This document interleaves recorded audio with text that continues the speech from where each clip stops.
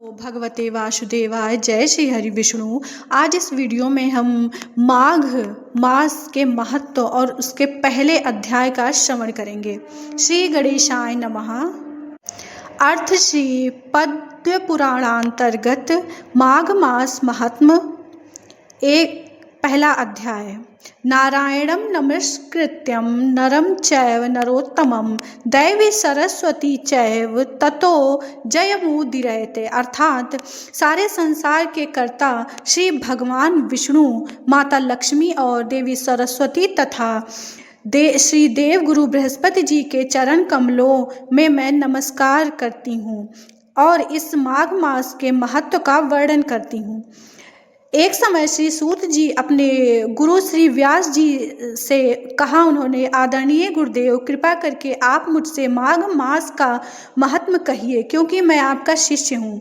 व्यास जी कहने लगे कि रघुवंश के राजा दिलीप एक समय यज्ञ के स्नान के पश्चात सुंदर वस्त्र धारण करके शिकार की सामग्री से युक्त कवच और शोभायमान आभूषण पहने हुए अपनी सिपाहियों से घिरे हुए जंगल में शिकार खेलने के लिए अपने नगर से बाहर निकले।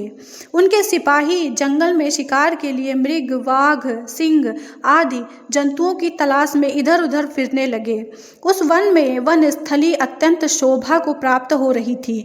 वन में कहीं वृक्ष पर मोर नाच रहे थे, कहीं कहीं मृगों का झुंड फिर रहा था, कहीं गीदड़ अपना भयंकर शब्द कर रहे थे, कहीं गैंडों का समूह हाथियों के समान फिर रहा था, कहीं वृक्षों के कटोरों में बैठे हुए उल्लू अपना भयानक शब्द कर रहे थे, कहीं सिंहों के पद चिन्हों के साथ घायल मृगों के रक्त से भूमि लाल हो रही थी, कहीं दूध से भरी थनों वाली सुंदर भैंस फिर रही थी, कहीं पर गंधित पुष्प हरी हरी लताएं वन की शोभा को बढ़ा रहे थे, कहीं बड़े बड़े पेड़ खड़े थे तो कहीं उन पर पेड़ों पर बड़े बड़े अजगर और उनकी केचुलें भी पड़ी हुई थीं।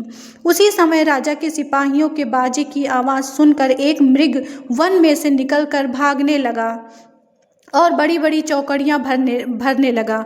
आगे राजा उसके पीछे दौड़ा, परंतु मृग पूर्ण शक्ति से भागने लगा।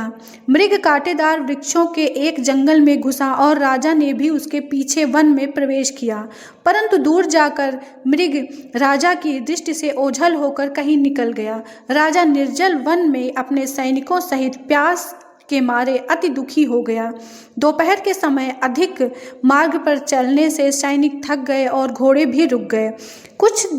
कुछ देर बाद राजा को एक बड़ा भारी सरोवर दिखा, जिसके किनारे पर घने वृक्ष थे, जिसका जल सज्जनों के हृदय के समान पवित्र था। सरोवर का जल लहरों से बड़ा सुंदर लगता था। जल में अनेक प्रकार के जीव जंतु, मछलियाँ आदि स्वच्छता से इधर उधर फिर रही थीं। दुष्टों के समान निर्दयी चित्त वाले मगरमच्छ भी थे। किसी किसी जगह लोभी के घर के समान शिमार भी पड़ी हुई थी।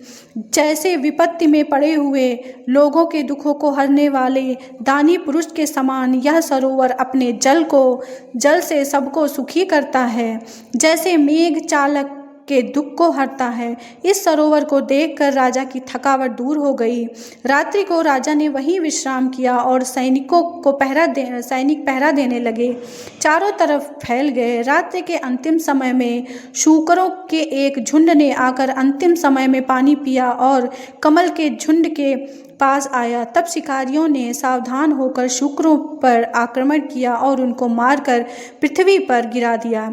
उस समय सब शिकारी कोलाहल करते हुए बड़ी प्रसन्नता के साथ राजा के पास गए और राजा प्रभात हुआ देखकर उनके साथ ही अपनी नगरी की तरफ चल पड़ा।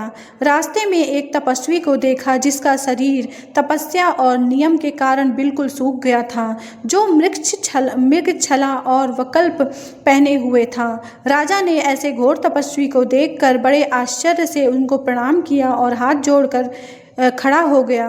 तब तपस्वी ने राजा को कहा, हे राजन, इस पुण्य शुभ माघ में इस सरोवर को छोड़कर तुम यहाँ से क्यों जाने की इच्छा करते हो? तब राजा कहने लगा, हे महात्मन, मैं तो माघ मास में स्नान के फल की कृपा को कुछ भी नहीं जानता। कृपा कर आप मुझे माघ मास में स्नान के फल को विस्तार पूर्वक बताइए।